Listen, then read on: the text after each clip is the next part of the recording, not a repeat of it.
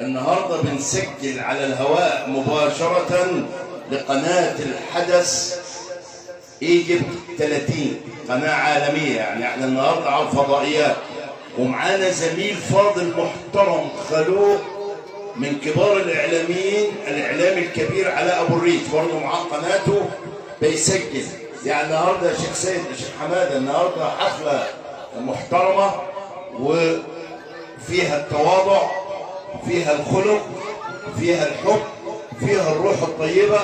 فاحيي اهالي المنطقه ورواد المسجد ومكتب تحفيظ عباد الرحمن، المحفظين والمحفظات والناس اللي هتتكرم على هذا العمل الممتاز. وانا ههديكم يعني بيتين من الشعر، لان الشعر طبعا بيجي لحظه فجاه، واحنا دايما بنحضر منتديات وبنحضر لقاءات كثيره، لكن والله هذا اللقاء فيه روح طيبه وفيه روح جميله وفيه ابداع، وان شاء الله ربنا يجعل كل من ساهم ولو بكلمه في هذا الاحتفال في ميزان حسناته.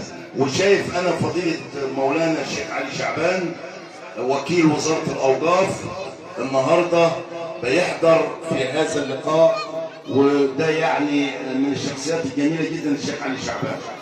ربنا يحفظكم جميعا. انا هقول البيتين الشعر دول اللي هم جو حاليا، وربنا سبحانه وتعالى افاض علينا بيهم، عشان نحيي ابنائنا المكرمين والحفظه وكتاب عباد الرحمن والقائمين عليه، سواء من المحفظين المحفظات الشيخ سيد عروفه، ايضا الشيخ عباس. بسم الله ابتدأ فضيله الشيخ حماده الكلام، إمام وخطيب هذا المسجد العتيق. وننظم في الحديث لكم 1000 مليون سلام على هذا الحفل وعلى هذا الإبداع.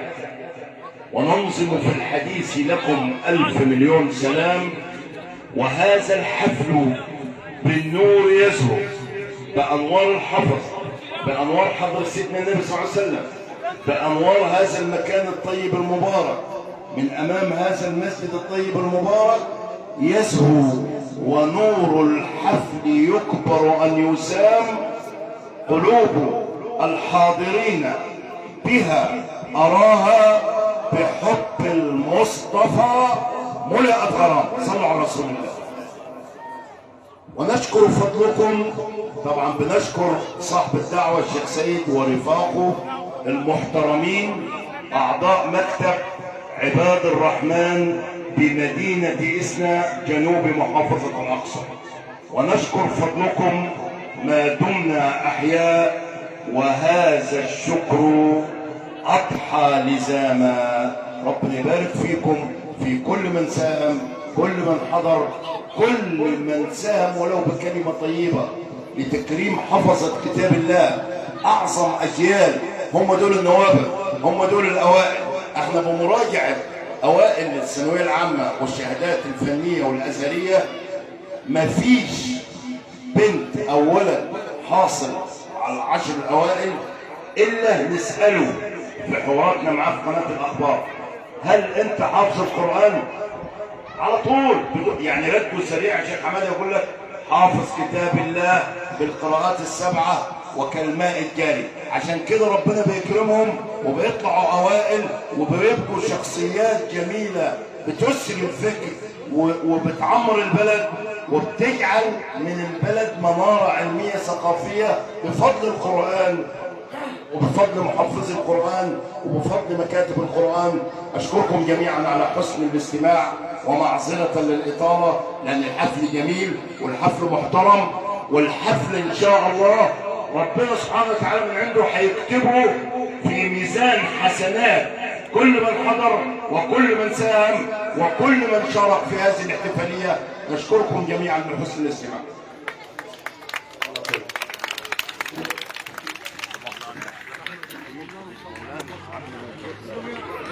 جزاك الله كل خير أستاذنا وسيدنا الفاضل أستاذ أحمد.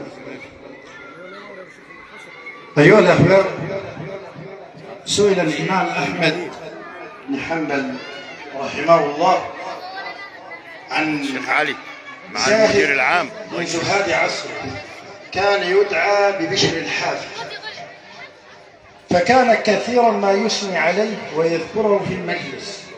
فقال له بعض طلابه: إنك كثيرا ما تذكر بشر الحافي، فما علمه؟